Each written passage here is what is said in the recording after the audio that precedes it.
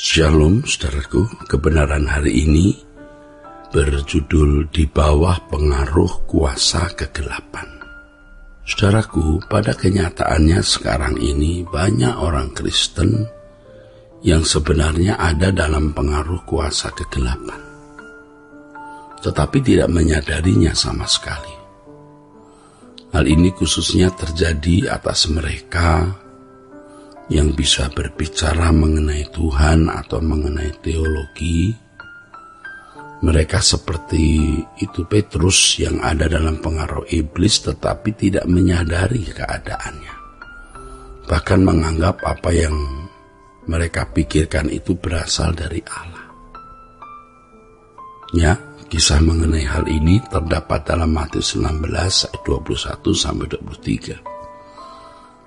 Hal ini memang akan nampak dari perilakunya yang berbeda dengan yang dikenakan oleh Yesus. Jadi orang yang ada dalam pengaruh kuasa kegelapan itu hidupnya tidak semakin serupa dengan Yesus atau tidak serupa dengan Yesus. Kehidupan Yesus itulah standar dari kehidupan orang percaya, saudara. Itulah kekristenan yang sejati. Tentu kehidupan seperti Yesus ditandai dengan roh yang lemah lembut dan tentram, tidak menyakiti atau melukai orang, serta membawa keteduhan bagi orang lain. Ya, kehidupan seperti ini bisa dirasakan oleh sesama. Kalau seseorang tidak mencintai Tuhan lebih dari dunia, maka ia tidak akan pernah menyadari kuasa kegelapan atas hidup mereka, tidak menyadari pengaruh kuasa gelap atas hidup mereka. Mereka bukan saja tidak menyadari penyesatan tersebut, ironisnya mereka malah menuduh orang lain sesat dan bidat. Padahal dari cara mereka berbicara, cara mereka menyesat-nyesatkan orang, nampak bahwa mereka sebenarnya ada dalam pengaruh kuasa kegelapan.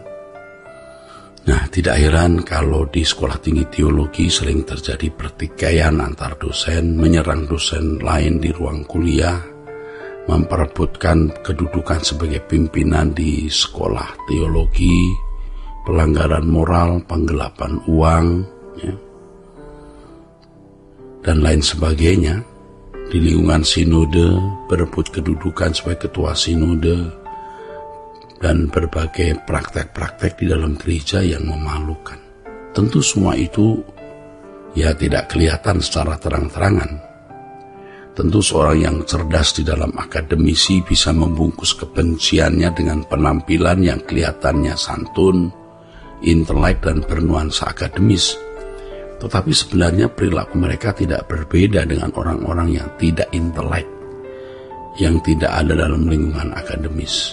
Dalam kecerdikannya, iblis membuat banyak teolog berpikir bahwa kalau mereka sudah merumuskan masalah-masalah doktrinal, maka mereka merasa telah menaklukkan penyesatan. Mereka merasa sudah mengalahkan iblis. Bagi mereka penyesatan hanya dikaitkan dengan doktrin. Mereka tidak mendeteksi sama sekali pengaruh kuasa gelap dalam kehidupan mereka. Konsep mereka mengenai pengaruh kuasa gelap hanya dalam bentuk kerasukan secara harfiah atau dalam bentuk perbuatan melanggar norma. Mereka sangat cakap membicarakan hal ya mengenai Allah, dan mereka merasa bahwa kalau sudah membicarakan mengenai Allah atau berteologi, berarti mereka sudah menghadirkan Allah dalam hidup mereka. Atau mereka merasa telah berpihak pada Allah dan Allah berpihak pada mereka. Nah, ini sebenarnya kebodohan. Padahal mereka ada dalam pengaruh kuasa gelap, dan itu kelihatan dari sikap hati mereka yang tidak segan-segan menyakiti dan melukai orang. Ya, tanpa disadari dalam pikiran mereka ada pengaruh kuasa gelap yang bekerja aktif, sehingga mereka dengan mudahnya menyerang orang Kristen lainnya dan menyesat-nyesatkan atau berusaha menjatuhkan orang Kristen lainnya. Sebagaimana Allah seakan-akan senyap, demikian pula kuasa gelap juga senyap, saudaraku. Tetapi sebenarnya, ya kita harus tahu ya, sebagaimana Allah seakan-akan senyap, demikian pula kuasa gelap. Kuasa gelap itu bekerja dengan aktif untuk dapat membinasakan sebanyak mungkin manusia, agar keselamatan yang Allah sediakan tidak terwujud dalam kehidupan ini.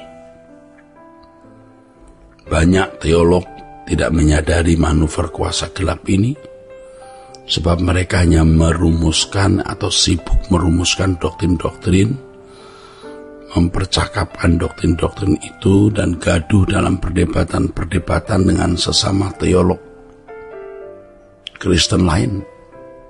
Mereka sibuk berapologetika dengan mereka yang beragama lain.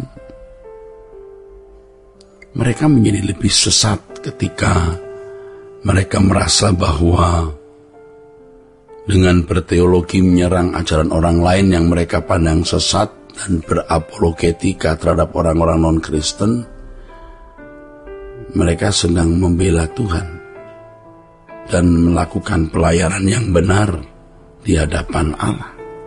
Mereka merasa sedang melakukan pelayanan yang benar di hadapan Allah. Mereka sering mengesankan bahwa diri mereka adalah pahlawan-pahlawan iman yang membela kekristenan. Padahal mereka tidak bisa membela dirinya sendiri di hadapan Allah suatu hari. Artinya, mereka tidak berjuang untuk benar-benar berkeadaan berkenan di hadapan Allah. Ini berarti mereka gagal mengasihi diri sendiri secara benar.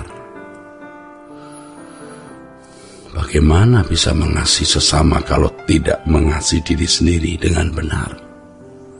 Bagaimana mereka bisa melayani Tuhan kalau mereka belum bisa mengasihi diri sendiri secara benar? Ya saudaraku, sebab mereka berusaha untuk terhormat, dipandang penting, dianggap pintar, itu mencelakai diri sendiri. Mereka tidak sungguh-sungguh berusaha untuk menjadi manusia yang dewasa menurut Tuhan. Mereka tidak mengerti atau memang tidak mau mengerti bahwa lebih dari sekedar berlogika atau menalar Allah dalam berteologi, mestinya mereka berjuang untuk selesai dengan dirinya sendiri. Sebab orang yang belum selesai dengan dirinya sendiri memiliki banyak pangkalan atau tempat berpijak bagi iblis. Orang yang belum selesai dengan diri sendiri, orang-orang yang masih mau menikmati pujian, yang mudah tersinggung, dan harga diri yang mau diangkat, mau menunjukkan kekuasaan dan keberaniannya, masih memandang fasilitas dunia sebagai pelengkap kesenangan, menyukai kedudukan di lingkungan sekolah teologi, seminari, atau di lingkungan gereja dan masyarakat. Ini adalah kodrat yang mestinya disalibkan, saudara. Kodrat di dalam diri kita yang harus disalibkan. Tetapi mereka menganggap hal itu wajar. Bahkan mereka mengelaborasi hidup mereka dengan hal-hal tersebut. Ya, bagaimana mencapai hal-hal tersebut. Ini sebenarnya kehidupan yang tidak berbeda dengan anak-anak dunia. Berteologi Kristen, tapi berkeadaan sama dengan standar anak-anak dunia. Jangan sampai kita terjebak pada hal ini, saudaraku. Ya, kiranya kebenaran hari ini memberkati kita sekalian. Sola Gracia.